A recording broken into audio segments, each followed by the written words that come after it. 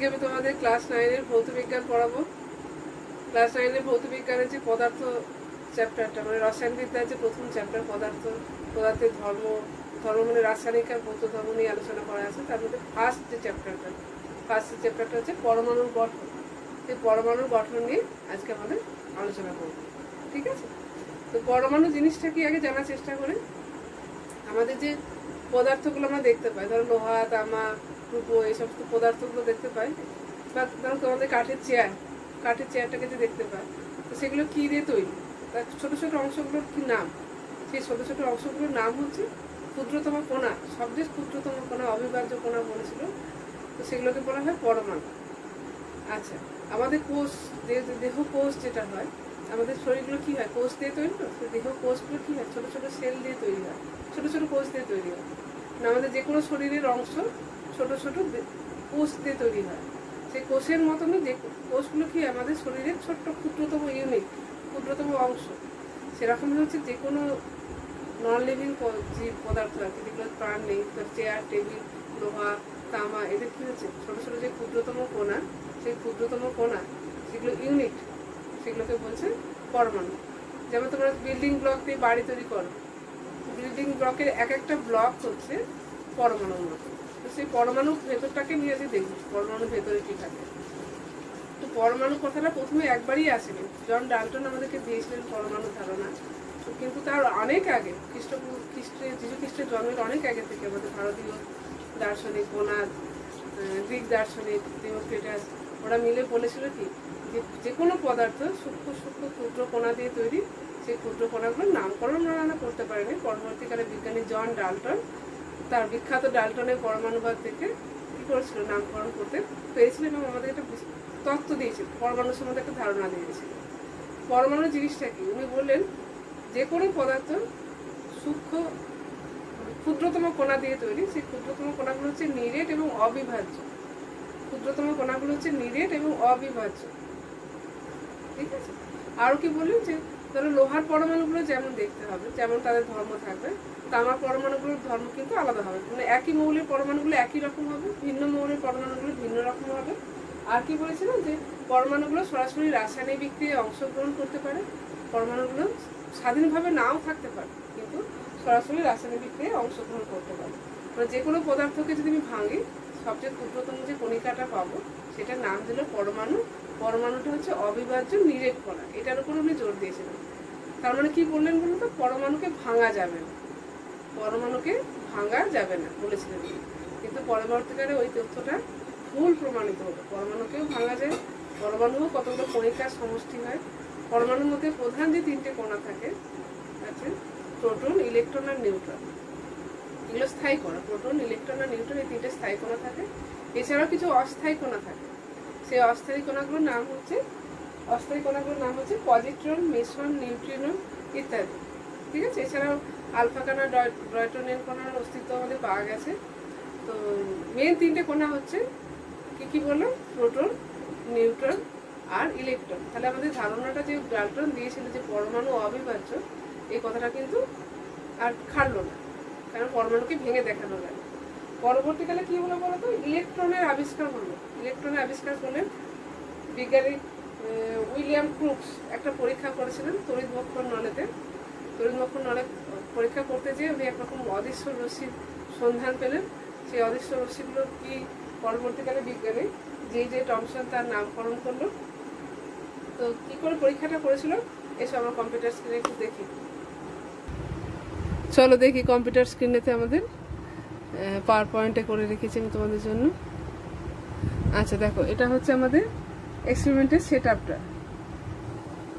দেখো, বিজ্ঞানী উইলিয়াম ক্রুক্স আমাদের যে এক্সপেরিমেন্টটা করেছিল, সেই এক্সপেরিমেন্টটা তোমাদেরকে দেখাচ্ছে। এটা হচ্ছে তড়িৎমক্ষণ নল।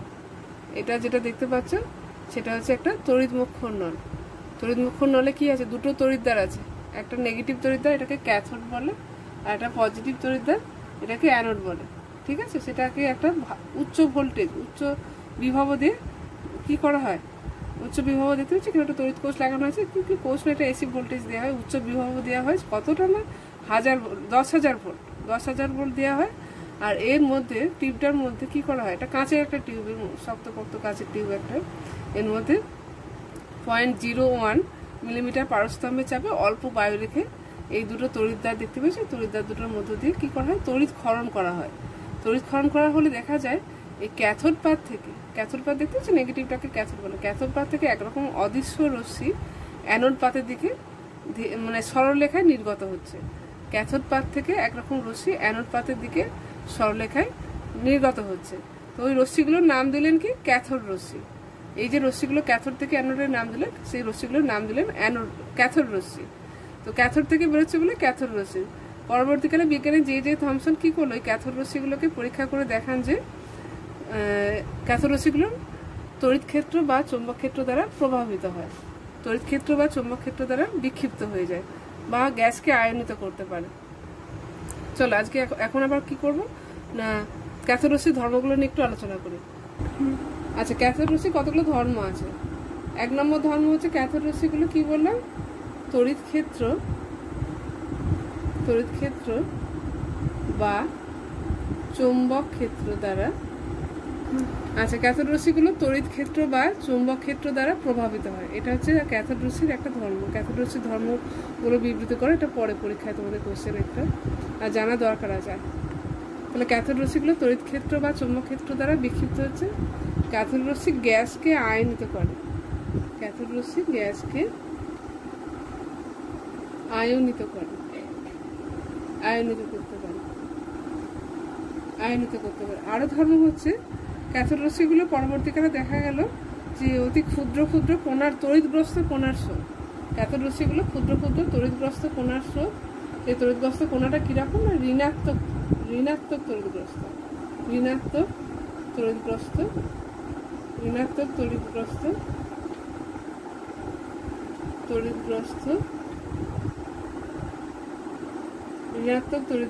কণার স্রোত। সেই ঋণাত্মক কণাগুলোর নাম কি দিয়ে হলো বলতো, ঋণাত্মক কণাগুলোর নাম দিয়ে হলো ইলেকট্রন। তাহলে আমরা কি পেলাম বলতো, আমি একটু সামান্য করতে, ইলেকট্রনের আবিষ্কার কি করে হয়েছিল না, বিজ্ঞানী উইলিয়াম ক্রুক্স কি করলো না, একটা পরীক্ষা করতে গিয়েছিল। পরীক্ষা করার সময় একটা অবজারভেশন করলো। কি পরীক্ষা না, ওদেরকে দেখালাম কম্পিউটার স্ক্রিনে যে তড়িৎ ক্ষরণের পরীক্ষাটা করতে গিয়ে কি করে দেখলেন যে একরকম অদৃশ্য রশ্মি আমাদের ক্যাথোড নল থেকে অ্যানোড নলের দিকে ধাবিত হচ্ছে। সেই অদৃশ্য রশ্মিগুলোর নাম কি হলো পরবর্তীকালে না, ইলেকট্রন কণা। সেই অদৃশ্য রশ্মিগুলোর ধর্ম কি, অদৃশ্য রশ্মিগুলো তড়িৎ ক্ষেত্র বা চৌম্বক ক্ষেত্র দ্বারা প্রভাবিত হয়, গ্যাসকে আয়নিত করতে পারে। অদৃশ্য রশ্মিগুলো কি হবে, তড়িৎগ্রস্ত কণা, ঋণাত্মক তড়িৎগ্রস্ত কণা। সেখান থেকে কি হলো, দেখা গেল যে এগুলো তারা কোথেকে বেরোলো, ক্যাথোড থেকে বেরিয়েছিল বলে এই রশ্মিগুলোর নাম দেওয়া গেলো ক্যাথোড রশ্মি। এবং এদের ধর্মগুলো আমি বলে দিলাম, 3খানা ধর্ম বললাম। এই 3খানা ধর্ম পড়তে হবে। তাহলে এই কণাগুলো কোথেকে বেরিয়েছে, পরমাণু থেকে নিশ্চয়ই বেরিয়েছে। তাই জন্য কি বললো বিজ্ঞানীরা, বললেন পরমাণুর ভিতরে একটা কণার অস্তিত্ব ওনারা পেলেন, সেই কণাটার নাম কি হলো, ইলেকট্রন কণা।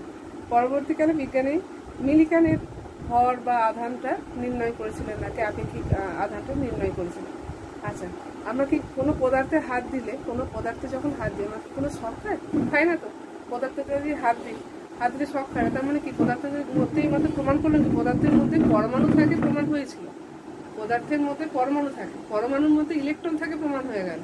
তাহলে ইলেকট্রন দিয়ে থাকলে, ইলেকট্রন মানে ঋণাত্মক তড়িৎগ্রস্ত আধান, তাহলে ঋণাত্মক আধান থাকলে হাত দিলে তো সব খাওয়ার কথা, কিন্তু খায় না। তার কারণ হচ্ছে পদার্থগুলো সবাই নিস্তরিত হয়। নিস্তরিত হওয়ার অর্থ হচ্ছে, পদার্থগুলো নিস্তরিত হওয়ার অর্থ হচ্ছে ওর মধ্যে নিশ্চয়ই ধনাত্মক আধানও কিছু রয়েছে। সেই ধনাত্মক আধানগুলোর কি নাম হলো পরবর্তীকালে, প্রোটন কণা। কেননা ইলেকট্রন থাকলে, ইলেকট্রন ঋণাত্মক তড়িৎগ্রস্ত কণা, প্রোটন থাকবে, অবশ্যই থাকবে, ধনাত্মক তড়িৎগ্রস্ত কণা থাকবে। এবং ইলেকট্রনগুলো যা আধান হবে, প্রোটনগুলোর আধানগুলো সমান হতে হবে, নাহলে কিন্তু পরমাণুটা নিস্তরিত হওয়া অসম্ভব। তাহলে তখন থেকে সেখান থেকে কি ধারণা করলেন বিজ্ঞানীরা, পরমাণুর ভেতরে একটা ধনাত্মক তড়িৎগ্রস্ত কণা রয়েছে। সেই ধনাত্মক তড়িৎগ্রস্ত কণাটার নাম কি দিলেন না, প্রোটন নাম দিলেন। বিজ্ঞানী গোল্ডস্টাইন একটা পরীক্ষা করে দেখলেন যে পরমাণুর ভিতরে, বিজ্ঞানী গোল্ডস্টাইন প্রথম পরীক্ষাটা করেছিলেন যে পরমাণুর ভিতরে একটা ধনাত্মক তড়িৎগ্রস্ত কণা আছে, যার নামকরণ বিজ্ঞানী রাদারফোর্ড করলেন কি, প্রোটন কণা। গোল্ডস্টাইন প্রমাণ করলেন। ধারণা তো আগেই হয়েছিল, ধারণাটা আগেই হয়েছিল যে নিশ্চয়ই ইলেকট্রন যখন আছে, ইলেকট্রন আবিষ্কার করার পর মনে হলো ইলেকট্রন যখন আছে তখন কি হবে, নিশ্চয়ই ধনাত্মক আধান সমপরিমাণে ইলেকট্রনে যতটা আধান থাকবে ততটা পরিমাণের কি থাকবে প্রোটন কণা থাকতে হবে, মানে ধনাত্মক কণা থাকতে হবে। প্রথম নামকরণ হয়নি, বিজ্ঞানী পরে রাদারফোর্ড এই নাম দিলেন প্রোটন কণা। আচ্ছা, প্রোটন কণা বলতে কি বোঝায় বলো তো? ধরো সাধারণ হাইড্রোজেন আমরা তোমরা জানো প্রোটিয়াম, প্রোটিয়াম থেকে মানে ইলেকট্রন যদি বেরিয়ে যায়, ইলেকট্রন বেরিয়ে গেলে কি হয়ে যাবে? H+ হয়ে যাবে। ইলেকট্রন বেরিয়ে গেলে H+ হয়ে যাবে। এই H+টা একটু প্রোটনের মতো আচরণ করে সাধারণ হাইড্রোজেন, ঠিক আছে? আচ্ছা, এরপর কি করলো বলো তো? এই যে ইলেকট্রন আবিষ্কার হয়ে গেল, প্রোটন আবিষ্কার হয়ে গেল। ইলেকট্রন আর প্রোটন কোথায় থাকে? পরমাণুর ভেতরে থাকে। ইলেকট্রন আর প্রোটন পরমাণুর ভেতরে থাকে। কি কি কণা পেলাম? ইলেকট্রন কণা পরমাণু থেকে পেলাম, প্রোটন কণা পরমাণু থেকে পেলাম, দুজনেই পরমাণুর ভেতরে থাকে। তাহলে পরমাণুর ভেতরে ওরা কিভাবে থাকে? সেটা করার জন্য কি করলেন? বিজ্ঞানী থমসন একটা মডেল দেওয়ার চেষ্টা করলেন। যে থমসন একটা পরমাণুর মডেল দেওয়ার চেষ্টা করলেন সেটাকে বলে প্লাম পুডিং মডেল। এসব কম্পিউটার স্ক্রিনে আমরা একটা প্লাম পুডিং মডেলটাকে দেখার চেষ্টা করি। তো এটা হচ্ছে প্লাম পুডিং মডেল, ঠিক আছে? কে দিয়েছিলেন? বিজ্ঞানী যে থমসন দিয়েছিলেন। তখন নিউট্রন কণা কিন্তু আবিষ্কার হয়নি, প্রোটন কণা হয়েছিল আর ইলেকট্রন কণা হয়েছিল। এই যে গোলকটা দেখতে পাচ্ছ না, এই গোলকটাকে কি বললেন বলো তো? যে একটা ধনাত্মক আধানযুক্ত সুষম গোলক, তার মধ্যে এই যে দেখতে পাচ্ছ মাইনাস দিয়ে লিখেছি, এগুলো ইলেকট্রনগুলো সাজিয়ে রেখেছি। যেন কীরকম বলো তো? যেমন পুডিংয়ের মধ্যে, পুডিং তো একটা খাবার জিনিস, পুডিংয়ের মধ্যে প্লাম অর্থাৎ বাদামকে সাজিয়ে রাখা হয়, সেরকম মতো ইলেকট্রন একটা ধনাত্মক আধানযুক্ত গোলকের মধ্যে কী করা আছে? ইলেকট্রনগুলোকে পুডিংয়ের মধ্যে বাদামের মতো সাজানো রয়েছে। এটাকে বলে প্লাম পুডিং মডেল। এখানে কি হয়েছে? তখন কিন্তু নিউট্রন কোনো আবিষ্কার হয়নি। তো এটা পরবর্তীকালে এটা প্রযোজ্য হলো না। পরবর্তীকালে অনেক বিজ্ঞানী অনেক রকম মডেল দিলেন, তো এটা বিশেষভাবে গ্রাহ্য হয়নি, কারণ ওটা দিয়ে পদার্থের আচরণকে ব্যাখ্যাও করতে পারা যাচ্ছিল না। পরবর্তীকালে এটাকে বাতিল করে দেওয়া হয়। কিন্তু এটা প্রথম তৈরি হয়েছিল, প্রথম হচ্ছে পরমাণুর মডেল হিসাবে প্রথম এটাকে জানা যায়, এটা করেছে। তারপর বিভিন্ন বিজ্ঞানী বিভিন্ন রকম করলেন। সবচেয়ে যুগান্তরকারী আবিষ্কার হলো পরমাণুর গঠন সম্বন্ধে সবচেয়ে যুগান্তরকারী পরীক্ষা করেছিলেন বিজ্ঞানী রাদারফোর্ড। সেই রাদারফোর্ডের আলফা কণার বিক্ষেপণ পরীক্ষাটা আজকে আমরা ভালো করে বুঝবো। বিজ্ঞানী রাদারফোর্ডের আলফা কণার বিক্ষেপণ পরীক্ষা, যেটা থেকে আমরা কি জানতে পারবো? পরমাণুর গঠন সম্বন্ধে জানতে পারবো। চলো সেটা আগে পড়ে দেখি, একটুখানি করে দেখি। রাদারফোর্ডের পরীক্ষাটা করার আগে আমাদের একটা কিছু জিনিস জানা দরকার। কি জিনিস জানা দরকার? না, তেজস্ক্রিয়তার সম্বন্ধে জানা দরকার। তো এখানে একটা সুন্দর গল্প আছে বিজ্ঞানী হেনরি বেকারেল একজন বিজ্ঞানী ছিলেন। তিনি কি করলেন? একদিন বাগানে ঘুরতে ঘুরতে একটা পদার্থ পেয়েছিলেন। সেই পদার্থটাকে দেখে খুব ইন্টারেস্টিং মনে হয়েছিল। তখন সেটাকে উনি বিজ্ঞানী যেটা করেন, যেটা সবাই থেকে একটা সন্দেহ, সবাই থেকে একটা জানার ইচ্ছা, তো উনি ওটাকে নিয়ে কিছু করবেন বা কিছু মনে হলো যে এটা খুব থেকে কিছু পেতে পারি বা কিছু ভালো করে অন্যরকম কিছু দেখেছিলেন বলে ওই পাত্রটাকে কি করেছিল? পদার্থটাকে কুড়িয়ে নিয়ে এসে রেখেছিলেন। কোথায় রেখেছিলেন? ওনার একটা টেবিল ছিল পড়ার, সেই পড়ার টেবিলের মধ্যে একটা ড্রয়ার ছিল, ড্রয়ারের মধ্যে রেখেছিল কাগজে মোড়া। তো সেই ড্রয়ারের মধ্যে ফটোগ্রাফি প্লেট ছিল। তো কিছুদিন বাদে উনি ফটোগ্রাফি প্লেটগুলো ওনার দরকার হয়ে পড়লো। ফটোগ্রাফি প্লেটগুলো বার করার পর দেখলেন যে ফটোগ্রাফি প্লেটগুলো সব ফ্লাশ আউট হয়ে গেছে। ফটো যেমন উঠে যাওয়ার পর যেরকম হয় আর কি, মানে আগে তো নেগেটিভ অবস্থায় থাকে, তার পজিটিভ হয়ে গেছে। উনি বললেন তো কী করে পজিটিভ হলে? আমি তো সংরক্ষিত করে রেখেছি এগুলো, পজিটিভ হওয়ার কারণ কি করে ওটা পজিটিভ হয়ে গেল, কী করে ফ্লাশ আউট হয়ে গেল? তখন বললো নিশ্চয়ই ড্রয়ারের মধ্যে কিছু একটা আছে যেটা ওটাকে ফ্লাশ আউট করতে সাহায্য করে, মানে করে দিয়েছে ফ্লাশ আউট আর কি। তো সেটা খুঁজতে ড্রয়ারের মধ্যে কাগজে মোড়া পদার্থটা পেয়েছিল। এই কাগজে মোড়ার পদার্থটা ছিল অ্যাকচুয়ালি একটা লবণ, সেটার নাম হচ্ছে পটাশিয়াম ইউরানিল সালফেট। সেটা একটা তেজস্ক্রিয় পদার্থ। তেজস্ক্রিয় পদার্থটা কি? তখন উনি বলেছিলেন যে তেজস্ক্রিয় পদার্থ হচ্ছে এমন একটা জিনিস যেখান থেকে স্বতঃস্ফূর্তভাবে কিছু রশ্মি বেরিয়ে আসে। 3 রকমের রশ্মি: আলফা রশ্মি, বিটা রশ্মি, গামা রশ্মি। কি নামটা একটু লিখে ফেলি। একটা তেজস্ক্রিয় পদার্থ থেকে স্বতঃস্ফূর্তভাবে 3 রকমের রশ্মি বেরিয়ে আসে। একটা হচ্ছে আলফা রশ্মি, আলফা রশ্মিকে আলফা দিয়ে বলে, আচ্ছা বাংলা বানান করে লিখে দিচ্ছি, আলফা আলফা রশ্মি, বিটা রশ্মি আর হচ্ছে গামা রশ্মি। এটা একদম স্বতঃস্ফূর্ত ঘটনা, কেউ এটা বাধ্য করেনি, স্বতঃস্ফূর্ত ঘটনা। তো এই 3 রকম রশ্মিকে বলা হয় তেজস্ক্রিয় রশ্মি। তাহলে তেজস্ক্রিয় পদার্থ থেকে যে অদৃশ্য একরকম রশ্মি, একরকমের 3 রকম রশ্মি বেরোয়, তাদেরকে কি বলবো? তেজস্ক্রিয় রশ্মি। কি কি নাম দিলাম? আলফা রশ্মি, বিটা রশ্মি আর গামা রশ্মি। ঠিক আছে? আর পদার্থটাকে কি না বলবো? পদার্থটাকে বলে তেজস্ক্রিয় পদার্থ। আর এই যে নির্গমন, ওদের নির্গমন করার ক্ষমতা, আলফা রশ্মি, বিটা রশ্মি, গামা রশ্মি নির্গমন করার ক্ষমতা, এটাকে বলবো তেজস্ক্রিয়তা। তেজস্ক্রিয়তা, আমাদের অনেক তেজস্ক্রিয় পদার্থ থাকে, আছে আমাদের তেজস্ক্রিয় পদার্থ, ইউরেনিয়াম, রেডিয়াম, থোরিয়াম, এগুলো হচ্ছে আমাদের তেজস্ক্রিয় পদার্থ। এরা কি করে? তেজস্ক্রিয় রশ্মি বিকিরণ করে। তো রাদারফোর্ড যে পরীক্ষাটা করেছিল, রাদারফোর্ডের পরীক্ষা, রাদারফোর্ডের পরীক্ষাটা নিয়ে তো আলোচনা করবো মুখ্য আজকে। রাদারফোর্ডের পরীক্ষা তিনি যে করেছিলেন, তিনি কি করলেন? এরকম একটা তেজস্ক্রিয় পদার্থের স্পোর্সকে নিলেন, সেখান থেকে কি রশ্মি বেরিয়ে আসলো? আচ্ছা, সব তেজস্ক্রিয় পদার্থ থেকে 3টে রশ্মি বেরো তার কোনো মানে নাই, কোনো একটা রশ্মি নাও বেরোতে পারে, বা কোনো দুটো রশ্মি নাও বেরোতে পারে, কোনো একটা রশ্মি বেরোতে পারে, এরকম আছে। উনি একটা তেজস্ক্রিয় আইসোটোপ নিলেন, বিসমাথ 240, বিসমাথ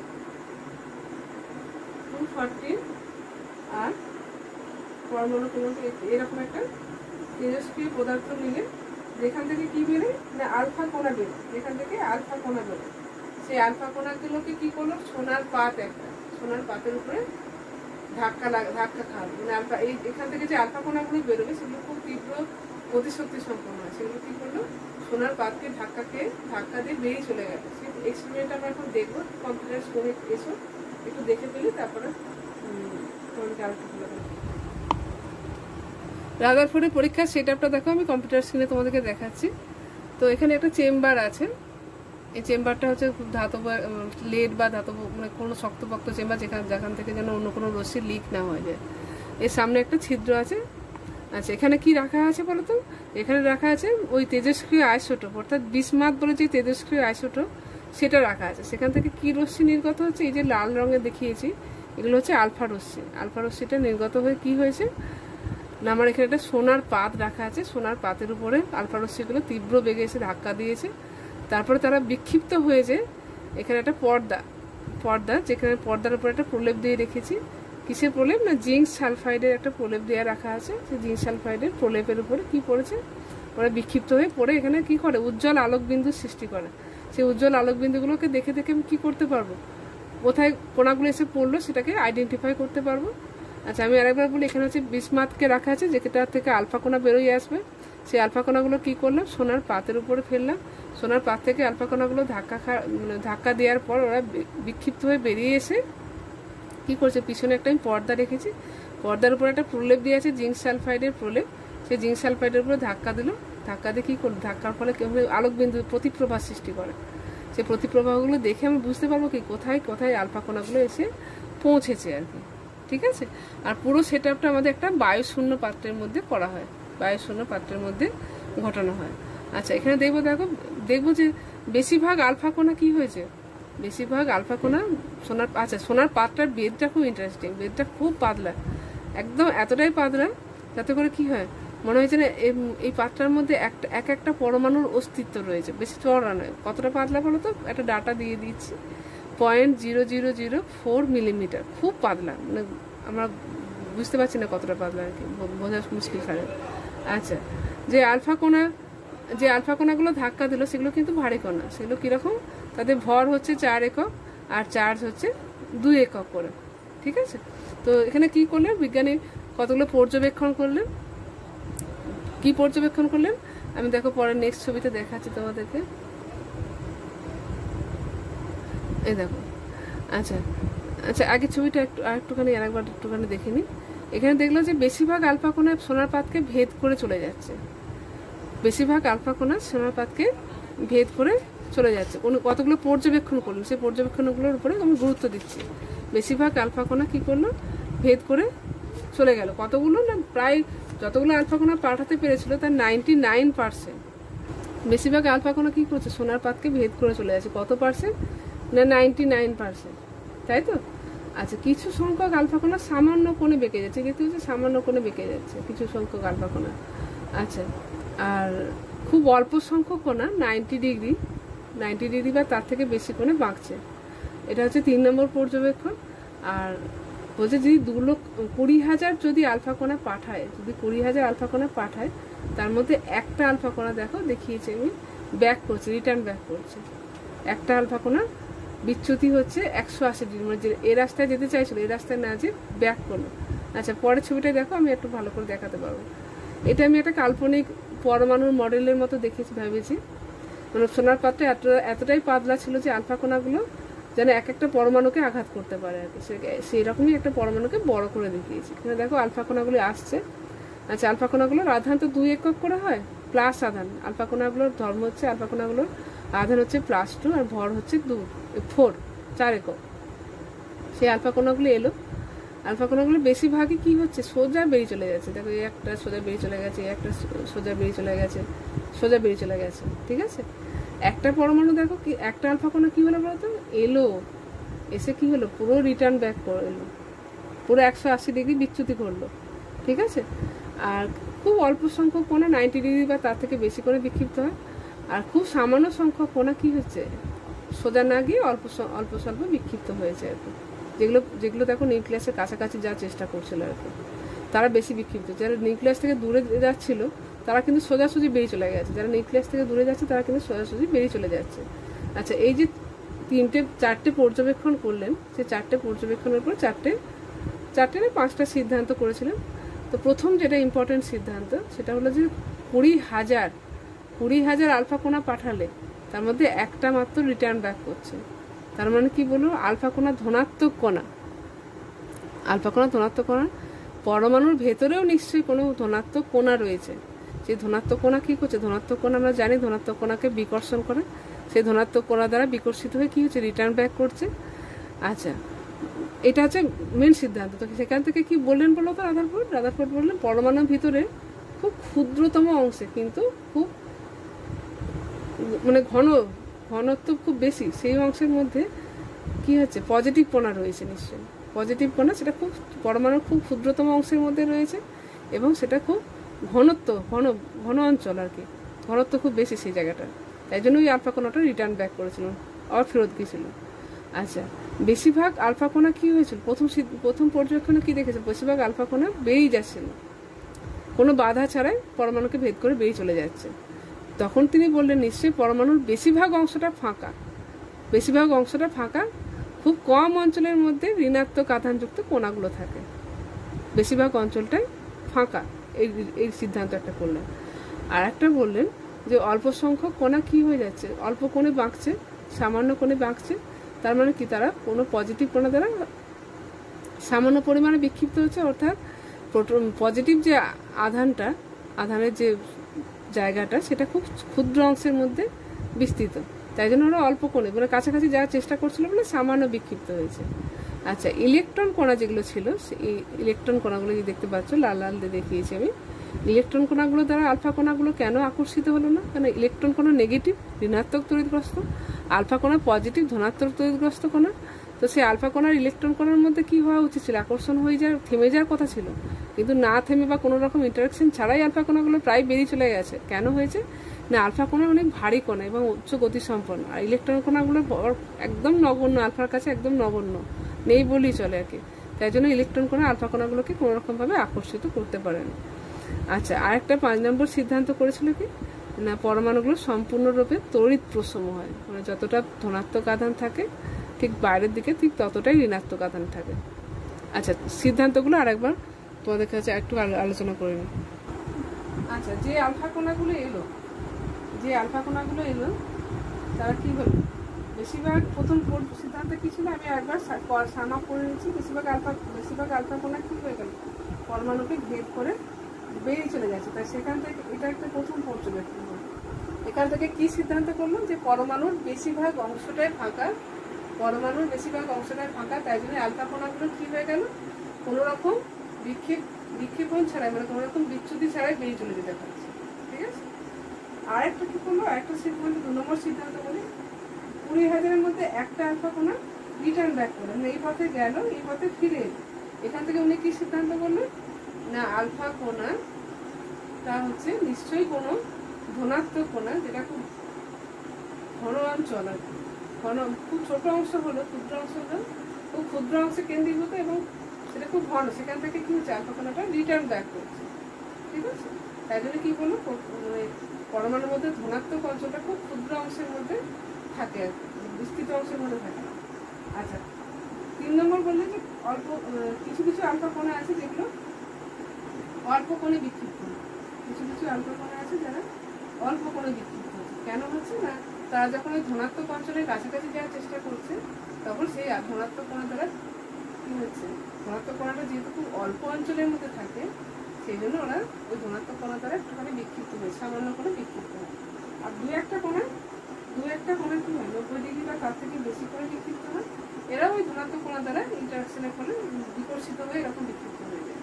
আচ্ছা, আর ইলেকট্রন যেগুলো থাকে বলো, তারা বলে যে ইলেকট্রনগুলো দ্বারা তাহলে কি আলফা কণাগুলো গতিপথ বিচ্যুত হয় না, এই যে কক্ষপথ দেখি যে একটা মডেল, এই ইলেকট্রন কণাগুলো দ্বারা কি কক্ষপথ থেকে ইলেকট্রন কণাগুলো কি আলফা কণাগুলোকে বিচ্যুত করতে পারে না, বলছে না পারে না। তাহলে ইলেকট্রনগুলো ভর হচ্ছে এতটাই নগণ্য, আর আলফা কণাগুলো এতটাই ভারী ওদের তুলনায়, তাই ওরা ওদিকে বিক্ষিপ্ত করতে পারবে না। ঠিক আছে, তো এই বিখ্যাত রাদারফোর্ডের পরীক্ষা থেকে আমাদের কি হলো, পরবর্তীকালে একটা যুগান্তকারী আবিষ্কার হয়েছিল, পরমাণু মডেল তৈরি করেছিল বিজ্ঞানীরা। মানে মডেল মানে বুঝতে হচ্ছে বাস্তব না, কিন্তু একটা জ্ঞান আর কি, ধারণা করবে, সেই ধারণা থেকে আমরা কি করবো, অনেক পদার্থ সম্বন্ধে অনেক কিছু জিনিস জানতে পারবো। তো আজকের ক্লাসটা এই পর্যন্তই, পরবর্তী ক্লাসে আমরা পরমাণু মডেল নিয়ে আলোচনা করবো। সঙ্গে থেকে তোমরা, যদি ভিডিওটা ভালো লাগে তাহলে লাইক করো, শেয়ার করো।